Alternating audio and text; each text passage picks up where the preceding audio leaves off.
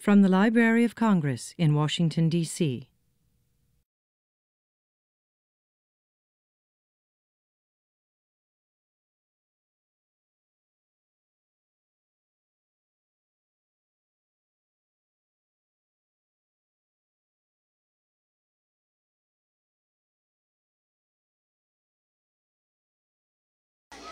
Good morning, everyone. Good morning. You can do better than that. Good morning, everyone. Good morning. Thank you. Welcome to the Library of Congress and to Children's Book Week. I'm John Cole. I'm the head of the Center for the Book in the Library of Congress, and I'm very lucky because I get to work with books and reading and authors all year. And today, of course, we're here to celebrate not only Children's Book Week, but also to launch a couple of important new initiatives, new summer reading programs and other reading programs, and also to hear someone who is a writer and an author talk to us about books, sports books. Is there anyone here who likes sports? Oh, that's good. All right. This also is a special day because this is a lecture, which is a program that is sponsored by people who help support the Library of Congress and the Young Reader Center. And they have named this talk and this presentation in honor of their son, Jonah. And their names are Marcia and Barney Eskin, and they are here with a family friend, Eli Schlom. And I'd like them to stand up and for you to give them a thank you.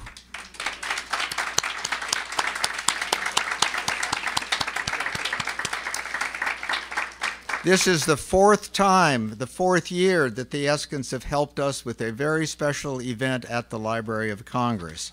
Now it's time for attendance. I'm just not sure who's here and who isn't, so if I call the name of your school, I'd like you just to let me know that you're here. Now, is anyone here from Walker Jones Education?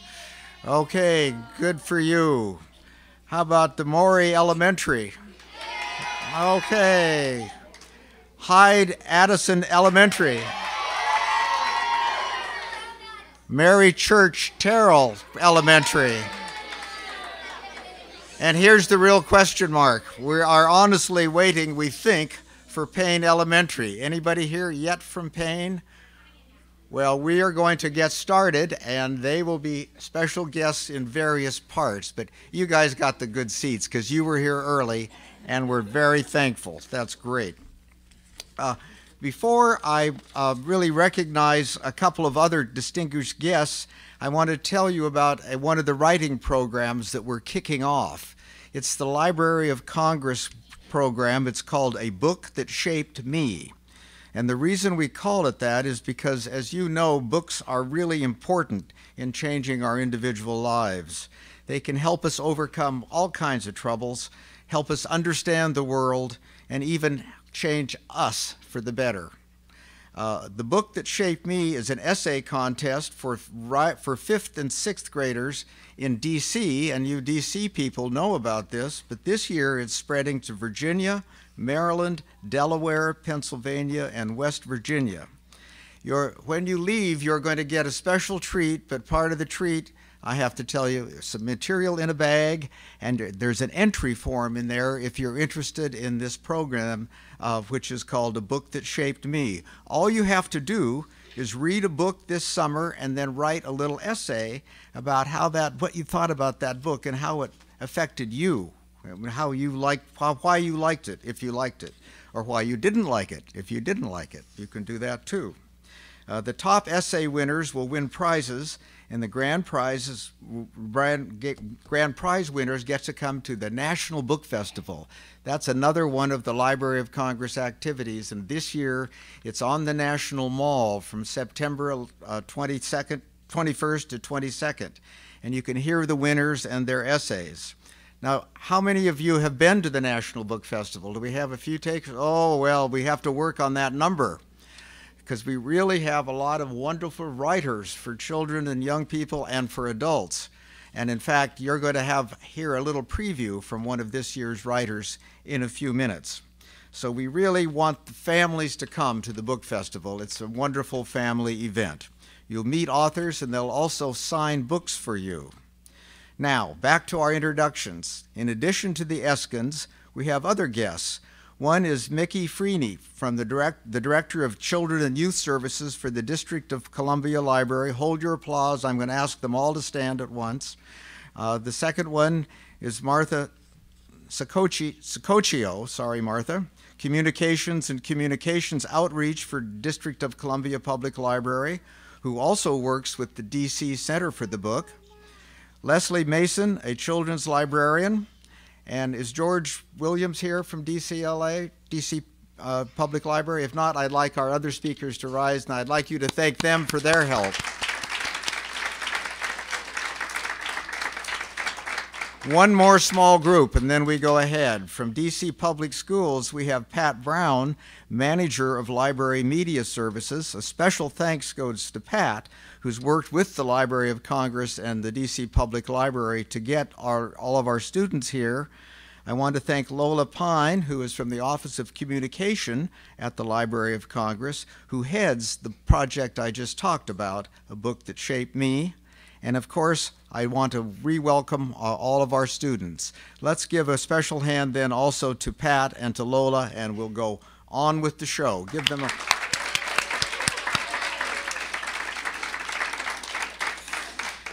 The mission of the Center for the Book, which I represent, is to help not only sponsor this program, but to promote books and reading and literacy in libraries. And that's why I want to encourage you to the second event that is being kicked off today. And that's the DC Summer Reading Program called Dig Into Reading. And to tell us about it is Mickey Freeney from the DC Public Library. One more hand for Mickey.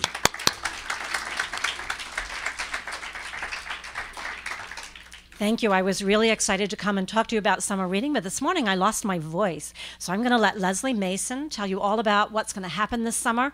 And I think Walker Jones, you're going to recognize Leslie because she was your librarian at the Northwest One Library.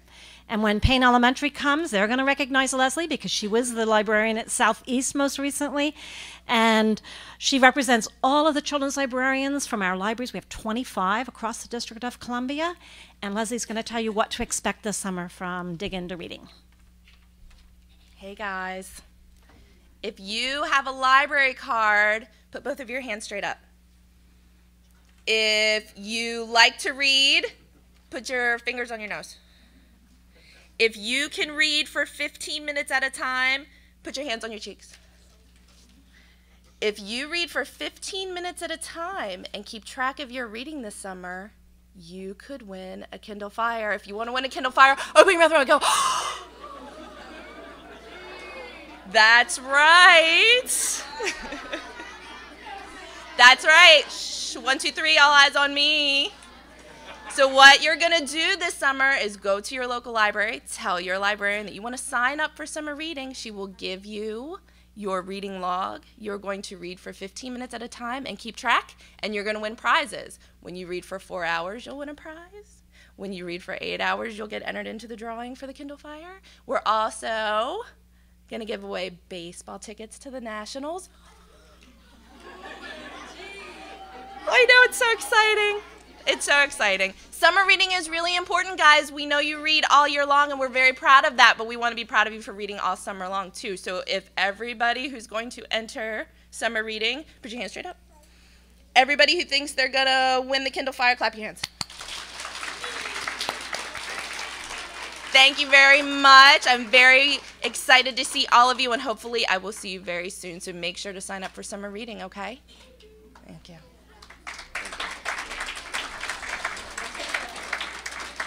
Thank you, Leslie, and thank you, Mickey. Now it's my pleasure to introduce our featured speaker. I already know that a lot of you like baseball from an earlier show of hands. How many of you read the KidsPost? Do you know the KidsPost in the Washington Post? Well, today you're going to meet the person who not only loves sports, but who writes in KidsPost about sports. He's Fred Bowen.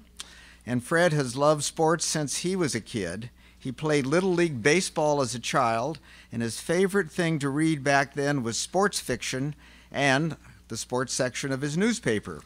His newest book is called Perfect Game, and it's about a kid who was determined to be a perfect pitcher. But he had an experience that would change his whole life. If you want to hear Fred tell you how the experience changed a boy's life, you need to come to the National Book Festival to hear him talk about the book, and you can get the book signed as well. He will also answer questions, and we're giving you a good start, because in that mysterious bag that somehow you're going to get before you leave the Library of Congress today, you'll also find one of Fred's books. Let's welcome Fred Bowen, okay?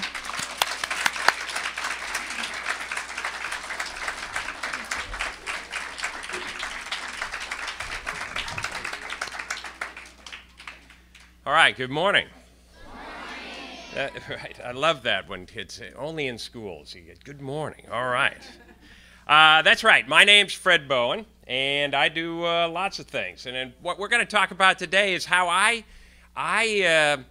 love sports, and then I became a writer. And what I do is I write kids' sports books. You can look up there. And I write on lots of different sports. You can see I write on basketball. Who likes basketball? All right. I like baseball. We saw that. Football. Soccer. It seems like everybody likes every sport. That's great.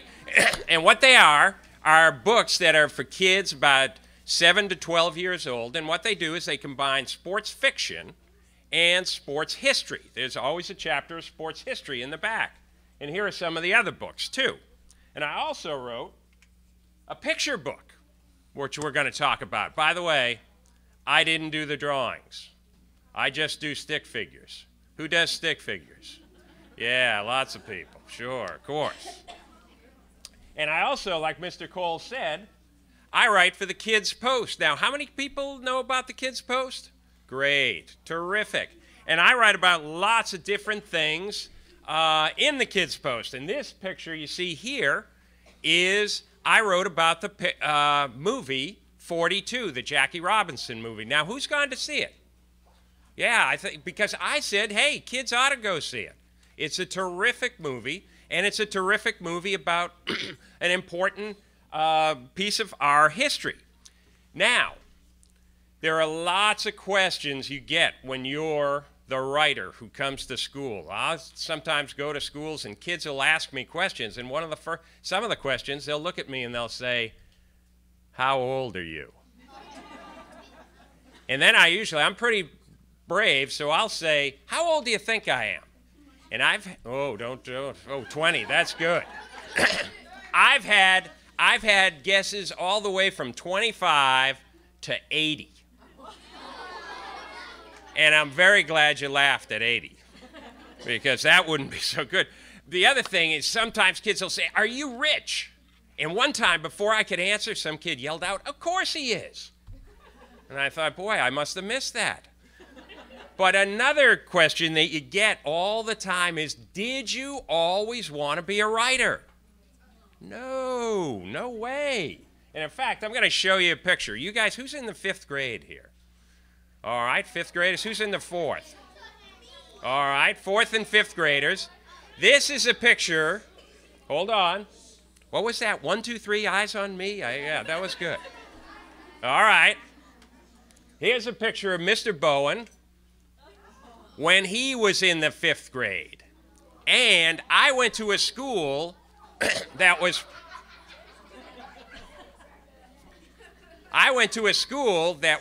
very, very different probably from some of your schools. And if I close my eyes, I can still see my 5th grade teacher in my mind's eye. And her name was Sister Anne Clare. She was a nun. Has anybody heard of the nuns?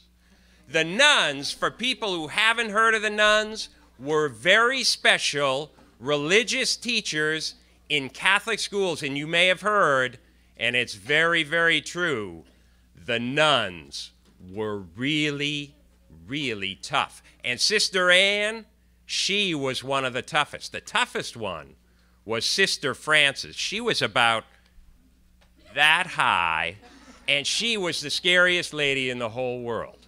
But Sister Frances was plenty tough. And let me tell you how tough she was. She used to give us the same assignment every weekend of the school year, and it was, you have to write an essay every weekend of the school year. And I'm telling you, in Catholic schools in the old days, there was a lot of praying going on. The bells would ring every half hour, and you had to bow your head and pray. And you know what I used to pray? Please, God, let her forget that assignment. I don't want to do that assignment. I don't want to write. But, so I didn't, when I was growing up, I didn't want to be a writer at all. And in fact, I grew up in a big family. That's my family right there. And I'm the one, if you look in the front row, I'm the one second from the left, the one next to my little sister, Nancy. And that's when I was about 6 years old.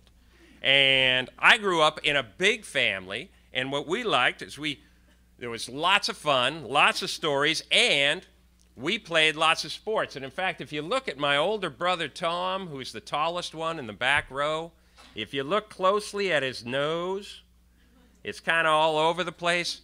He used to play football. And they used to play in the old days without face masks.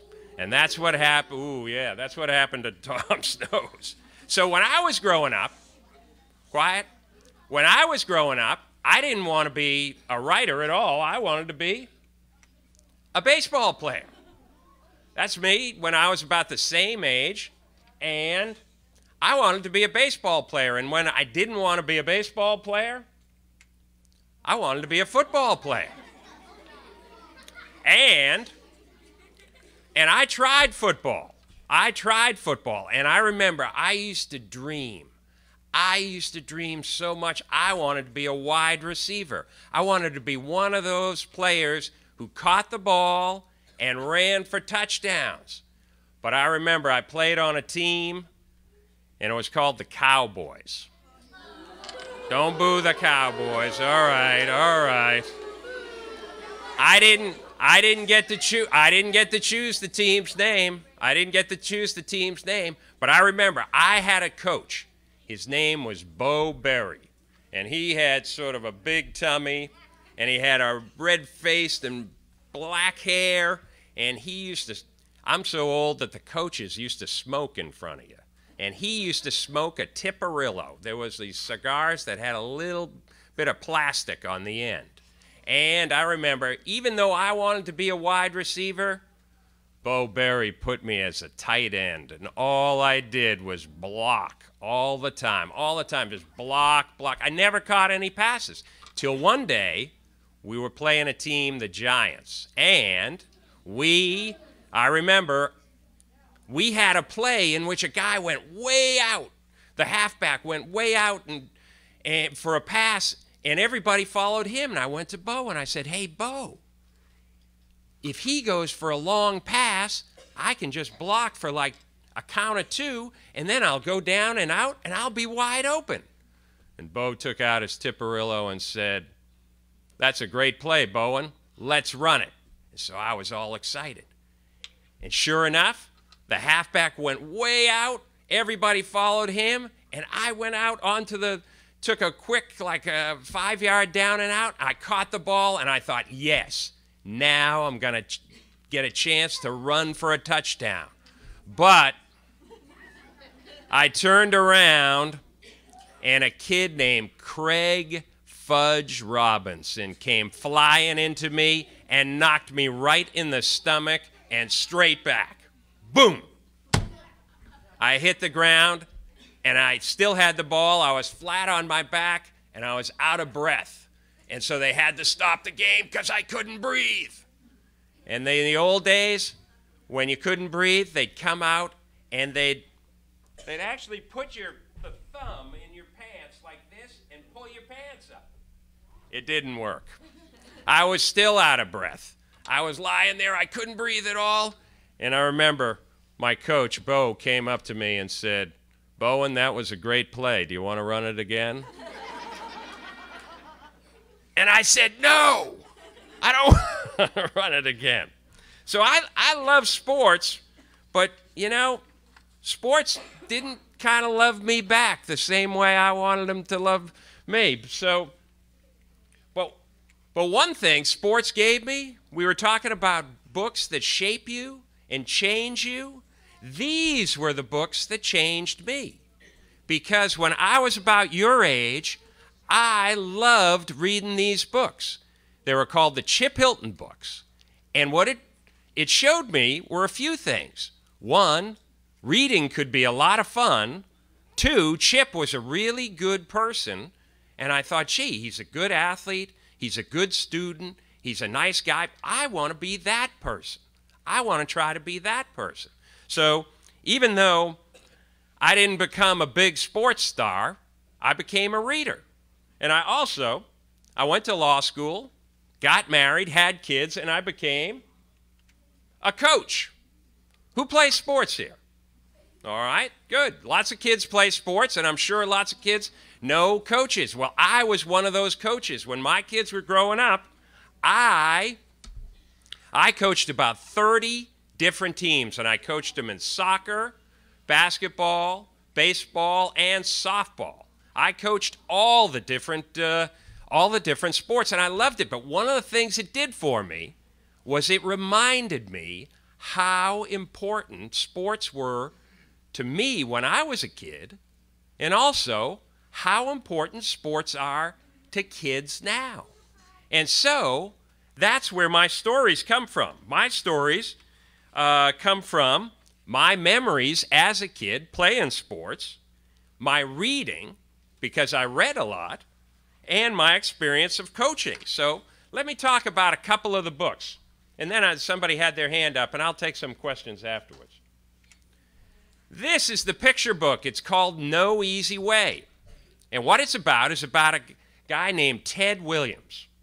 And Ted Williams was born a long time ago when lots of people were poor, during the 1920s and the 30s, and his family was really poor. They were very poor. But Ted Williams was very lucky in one way. He knew exactly what he wanted to be when he grew up. He used to say, I want to walk down the street and have people say, there goes Ted Williams, the greatest hitter, baseball hitter of all time. But he didn't just dream about it. He worked at it. He worked really hard at it. He said nobody took more swings and practiced harder than Ted Williams. And one year, he was great his first 2 years, but then his third year in baseball, his batting average was over 400 all year. Almost nobody's ever hit 400 before or since. But as the season went on, his batting average started to go down, down, down, until it was .39955, which for kids who are good at math out there, you can round up to be 400. And so he had 2 games to go, and the question was, should he play the last 2 games or should he keep his 400 record? And even his manager came to him and said, Ted, why don't you sit the next 2 games? And that way you can keep your record of 400. And Ted Williams said, no. If I'm not a 400 hitter the whole year, then I'm not a 400 hitter. And what Ted Williams had learned with all that practice and all that hard work was, don't take the easy way. There's no easy way to become really good at something. And so often I go into schools and I'll see some sort of sign up on the board or the wall that'll say, reach for your dreams, or something like that, and I'll think, or, just do something we tell kids to reach for the stars. They said, no, you got to work for your dreams. If you want to be good at anything, if it's either sports or school, you're going to have to work at it. And sports is one of the places where kids learn. You guys who play sports out there, kids who play sports out there, I'm sure you know, you're going to have to work hard at it. to become good at. Here's another book. This one's called Off the Rim. And what it's about is about a kid named Chris. And Chris wants to be a basketball star. Who wants to be a basketball star out there? Lots of kids do. Sure, of course. It's a lot of fun. Chris is a good player, but he's not a good shooter. And so he wants to become a better shooter, so he goes to the best shooter in town. And the best shooter in town is a girl named Greta. And Greta tries to teach him how to shoot better, and Chris becomes a little bit better. But then one day he goes home to Greta's house, and Greta says to him, "You should talk to my mother. She was a big basketball star in high school." And so Chris says, "How many points a game did you score?" And his mother Greta's mother says, "None. I never scored any points, and in fact, I never took a shot." And the secret of the book is that in the old days, in girls' basketball, in places like Iowa and Oklahoma, they used to cut the court in half, and some of the players would only play defense. They could only play defense. They couldn't take any shots. And so Greta's mom was one of those kids who just played defense. And so the next day, Chris comes back to Greta's house. He knocks on the door, and and Greta answers it and says, "Oh, do you want another shooting lesson?" He says, "No, I want your mother to teach me how to play defense." Because everybody starts off in sports, "Oh, I want to be the big star. Look out, LeBron James. Fred's in town. I'm going to be a big star." But most kids, all they can do is learn how to help a team. And in fact, we make a big thing out of stars and stuff. What do we have? A show called American Idol. You know what we need? American helpers. We need people who'll just help. In other words, do the best you can, help the team the way you can. Because not everybody can be LeBron James. I could tell you I couldn't be a wide receiver years ago, I think. Now, another book. This one's called The Final Cut. And what it's about is about four friends who are trying out for a basketball team, and for the first time, they may not make the team. They may get cut from the team. And in the back of this book, I tell you about a very famous basketball player who the first time he tried out for his high school basketball team, he didn't make it. Has anybody heard of Michael Jordan? Oh, yeah, Michael Jordan. Michael Jordan may be, hold up, Michael Jordan may be the greatest basketball player who ever played. He won 6 NBA titles. He won 1 NCAA or college title, and he won 2 Olympic gold medals. Now I'll ask the kids, how many of the kids have heard about Bill Russell? Not as many as Michael Jordan. Bill Russell played 13 years for the Celtics. He won 11 championships. He won more championships. In fact, he won more championship rings than he had fingers to put them on. And he won 2 NCAA championships, and he won 1 Olympic gold medal because he only played in 1 Olympics. Now, let me tell you a story about Bill Russell when Bill Russell was 15 years old. When Bill Russell was 15 years old, he didn't try out for the varsity the way Michael Jordan did. Michael Jordan tried out for the varsity, and they moved him to the junior varsity. Bill Russell tried out for the junior varsity because he knew he couldn't make the varsity. The coach had 16 jerseys or uniforms to give out, or 16 kids. Let me go back. I mixed up my numbers. He had 16 kids try out for the team. He only had 15 uniforms to give out.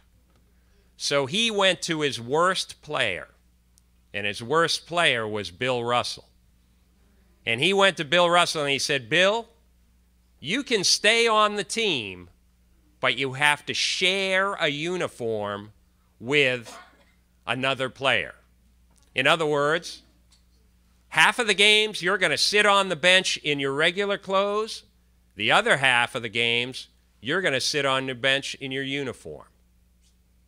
And you know what happened? In about 6 to 7 years after he could barely make a JV team, Bill Russell was the greatest basketball player on the planet. And you know what that tells you? It tells you that things can change. You may be sitting there and saying, oh, I know you're talking about reading, Mr. Bowen. I don't like to read. Or you may say, you know, Mr. Bowen, I don't want to write an essay. I don't like to write. That's fine. You can say that, but you know what? You have to add one word. And the word is now. I don't like to read now. Or I don't like to write now. Or, Mr. Bowen, I'm lousy at basketball. Yeah, you may be bad at basketball now because at 15 years old, Bill Russell could say, I am a bad basketball player now. But if you work at things, you can become so much better. So that is where I get my stories. I get my stories from my memories as a kid. You saw those pictures, and you didn't have to be a great player. In fact, sometimes I say, you know, the great players don't write books because they're too busy playing. It's usually the kid who's sitting on the bench who writes the book. And I did a lot of time on the bench. And then I also do the stories from my reading, which like everyone is saying here, I hope you join the summer reading program. I hope you keep up with it. 15 minutes a day. Who has 15 minutes a day? Everybody's got 15 minutes a day. I'll bet you anything everybody watches more than 15 minutes of television a day. Yeah, no, I don't even want to see the hands on that one. And I'm not going to ask about video games because that would be right. But one of the things I would also encourage you to do is you tell your stories. Lots of times I have kids say to me, oh, will you write a such and such book? And I'll say, I can only write the books that I want to write. You guys have stories. I'll bet you guys are talking all the time. Just get in the habit of trying to write them down. And that contest about how a book changed me, that's a great way to start. It's an easy way to tell a story. And in fact, I'll tell you about one more book, and then you guys can ask me some questions, all right? This one's called Quarterback Season. And what it's about is about a kid named Matt who the first day of school, he gets what he thinks is bad news. His teacher, his English teacher, says, I want you to keep a journal this year. In other words, you have to write something almost every day. And you know, Matt isn't happy about that. First couple of times he tries, it's not very good. And finally his teacher says, well, what do you like to do? And he says, I like football. I'm going to be the quarterback this year. And she says, write about that. You know, everybody has something they like. I happen to like sports, so I write about sports. And so Matt starts to write about football and about the season and about his team. And you know what he finds out? He finds out, I like to write. And he sends his journal every day. He sends it by email to his teacher, Ms. Ignacio. He calls her Ms. Ig. And she writes back to him. And you know what? Ms. Ig becomes a football fan. So lots of times writing and reading can really change you. And so I would encourage all the kids here, even the kids over there who I haven't been looking at, hello, and to do more writing and reading. And you know what? The big secret is it's a lot of fun. It's a lot of fun. Believe me, I was a lawyer for 30 years.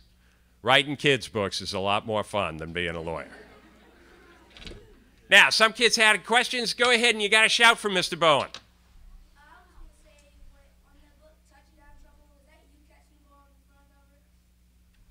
Oh, was I on the cover of Touchdown Trouble? No. What they do is they take actually images, and then they use the people who are in the art department use like computers to make the image sort of kind of cooler and things like that. And I don't know where the image came from. I once had somebody who wrote me and asked me if one of the kids on the cover of Throwing Heat was their kid. Their kid had pitched in at Rutgers University, and he said, "Oh, it's a dead ringer for my kid." There. Go ahead. You, right there. Ah, who's the illustrator? I've had the illustrator for the book, where is it? That one is a guy named Charles Pyle, and he's an artist out in California. In fact, he does regular, like, museum kind of art. And he hadn't really done a lot of books, but he loved the story, and, oh, he did such a wonderful job. Everybody, when they reviewed the book, said, oh, it's like Norman Rockwell did he was a famous painter, American painter. It's like he did the paintings, but he didn't do the paintings, because he's dead. All right. What can you do? Way back in the middle. Go ahead. Shout for Mr. Bowen.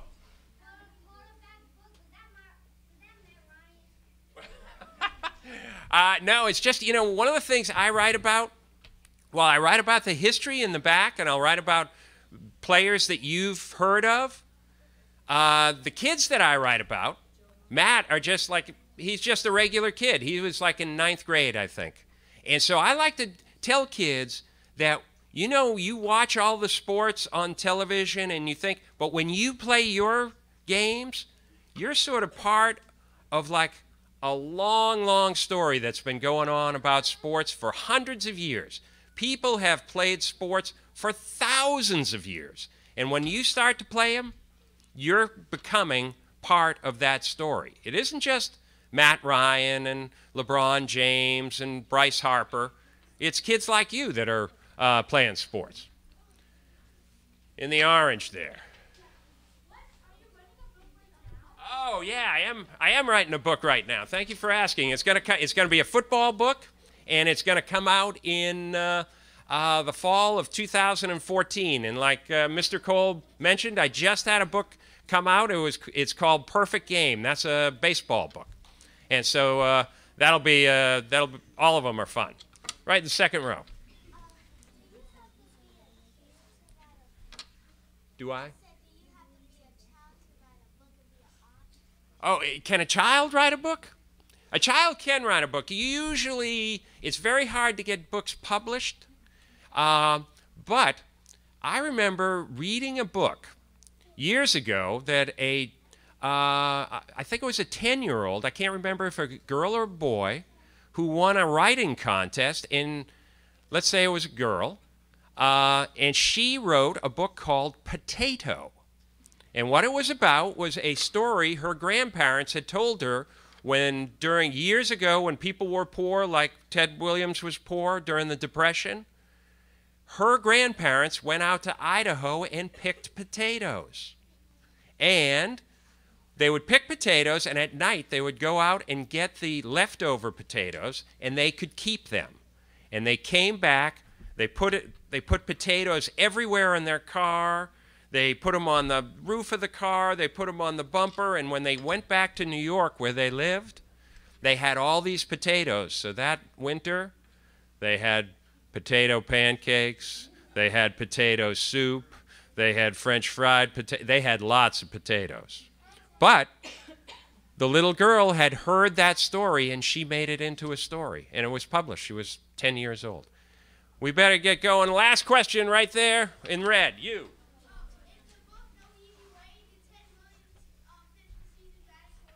Oh, well, that's a one. You have a gift for narrative, you know?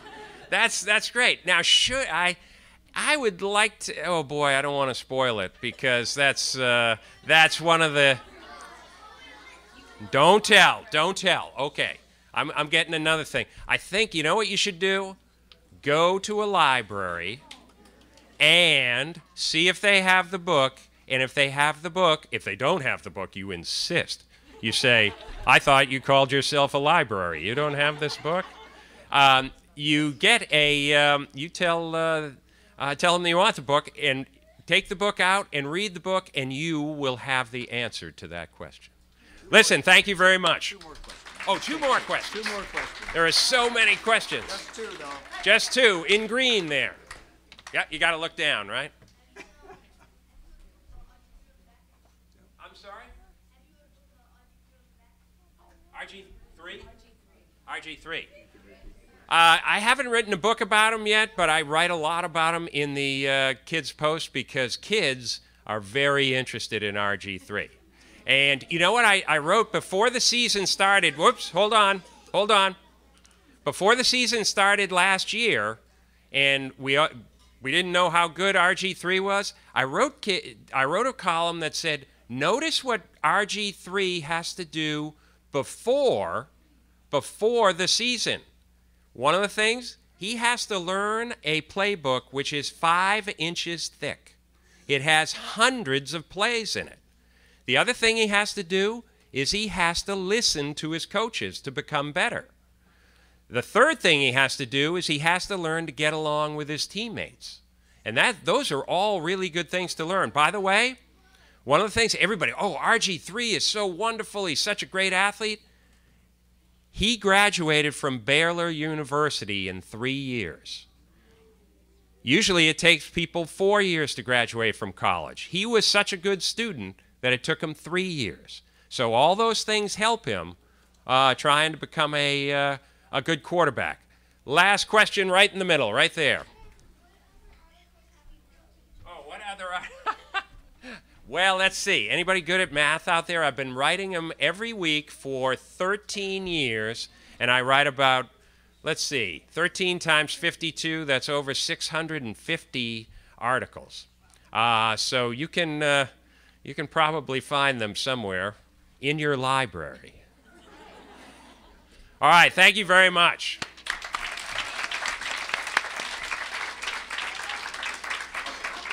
Well, you'll be able to, if you come to the National Book Festival, you'll be able to hear Mr. Bowen and get your book signed. He's done a wonderful job for us today. And before we give him a final round of applause, I give you some reminders of what we've gotten started here today. You're all going to be part of the DC Summer Reading Program, Dig Into Reading. You're going to think about signing up for a Book That Shaped Me essay contest, because if you win, you get to come to the National Book Festival and stand on the stage.